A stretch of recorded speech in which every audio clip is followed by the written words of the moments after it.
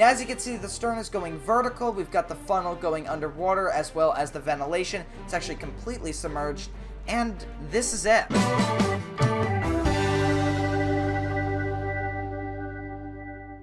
Hey guys, welcome back to another video, and in today's video we are back in Floating Sandbox. Today I'm going to be showing you how the Oceanos sank using the simulation in this game. Now, this model is fairly accurate. I oversaw the construction of it, and it was built by Timcan. So yeah, let's go ahead and let's get this thing started. It's very simple. All we have to do is activate the exhaust and the diesel engine, turn on the lights, and sound the horn for good luck, and get it moving. So now that we've got a moving and accurate model, let's talk about what led up to the sinking. I've mentioned this a few times before, but I'm going to mention it again. Now, 2 weeks prior to the Oceanos leaving port, it ran aground, and what happened was that damaged the shell plating on the outside and the bottom of the ship. Now, some of this damage happened to be on the port side of the ship, right where the sea chest in the generator room was, and the sea chest just brings in seawater to cool the generators. Now, the sea chest was a box basically welded to the inside of the ship, and it had some pipes running out from it that connected to the generators to obviously cool them. Now, the box is welded, so it's not riveted or anything like that. Doesn't mean it's weak, but it's prone to failure under high load conditions. And that would be the main reason as to why the water got into the ship to start with.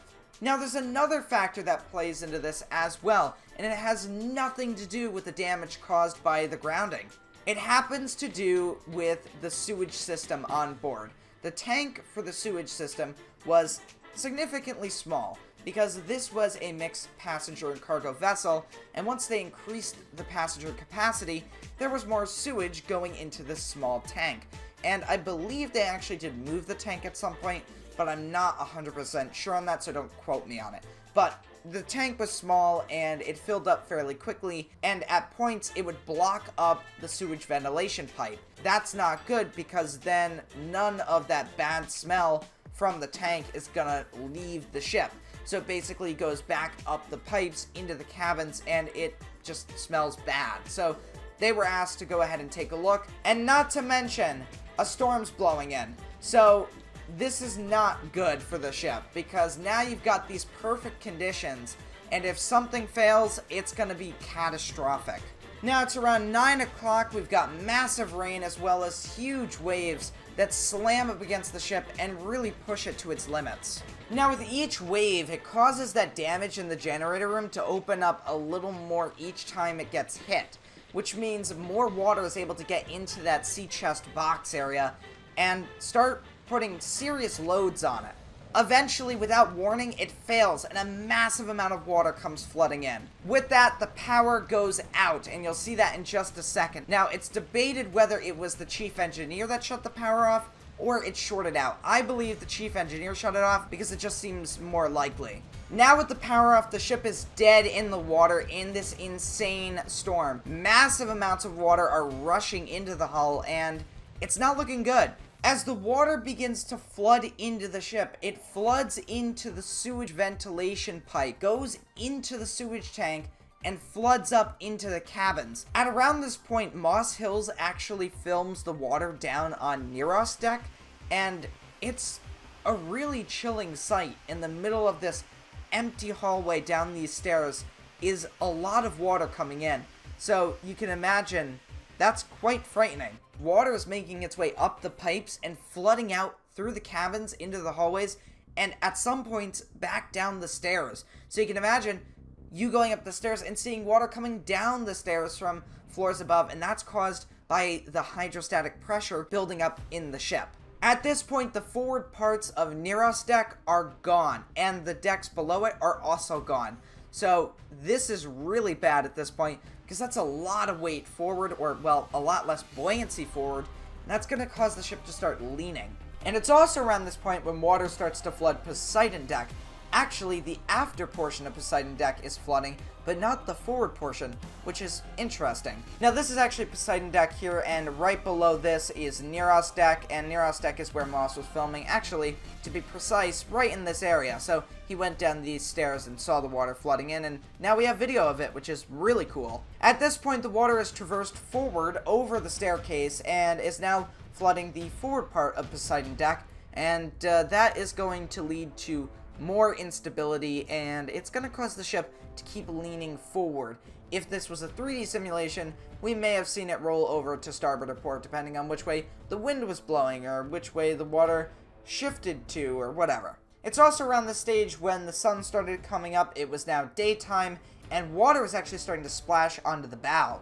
Now, also around this stage in our simulation, the dining room's flooding, but I think that was much earlier. I think that was around like 4 in the morning, and I think we can just discount that because the ship isn't rolling over from starboard to port in this simulation. Now, at this stage, the rescue has pretty much concluded. We've got water on the bow, and now water is rapidly flooding into the ship, and you're going to see a change here with the ship's motion. It's just going to start going down by the bow very rapidly. Water begins to splash onto the helipad deck, or the forward sun deck, and it would actually collapse. So right when the ship plunged, we believe, based on the wreck damage and the wreck photos we have, that this upper portion collapsed in. So basically a giant cavern opened up right over the lounge, and it let in a huge amount of water, and it took the ship down very quickly. Now at this point you can see the sterns coming out of the water. This is the end for the Oceanos. There's a huge amount of water entering the ship, and a lot of damage is occurring. Like, for example, the casino was literally torn apart. There are pieces of the casino laying in the debris field because they were literally blown out of the ship by the force of the water rushing through. Now, other than just the lounge imploding, the funnel and the ventilation going down to the engine room were two huge factors as to why the ship plunged the way it did. Now, as you can see, the stern is going vertical. We've got the funnel going underwater, as well as the ventilation. It's actually completely submerged, and this is it. The bow is about to impact bottom, and there it goes. So the bow has impacted bottom, and it's going to hold here for just a second or two before the bow basically twists off, somewhat like Britannic. So what we're going to do is we're going to create that damage here. So there we go, and there we are.